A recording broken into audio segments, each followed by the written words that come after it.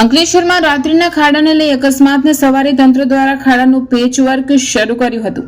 હસ્તી તળાવ માર્ગ પર જિલ્લા પંચાયત માર્ગ અને મકાન વિભાગ દ્વારા ખાડા પૂરવામાં આવ્યા હતા.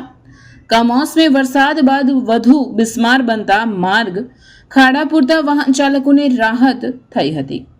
અંકલેશ્વરમાં ચોમાસા અને ત્યારબાદ આવેલા માવઠાને લઈ જ્યાં ધરતીપુત્રોના પાક નાશવંત થયો છે, ત્યાં અનેક માર્ગ ધોવાઈ ગયા છે, જેને લઈ રાહદારીઓ એ વાહન ચાલકો અનેક યાતનામાંથી પસાર થઈ રહ્યા હતા.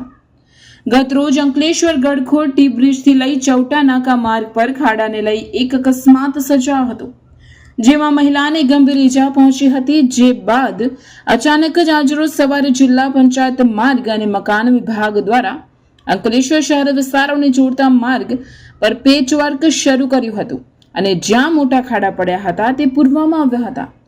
જો કે કેટલાક ખાડા હજુ પણ જોવા મળી રહ્યા છે, જે ખાડા પણ જલ્દી પૂરવામાં આવે એ જરૂરી બન્યું છે.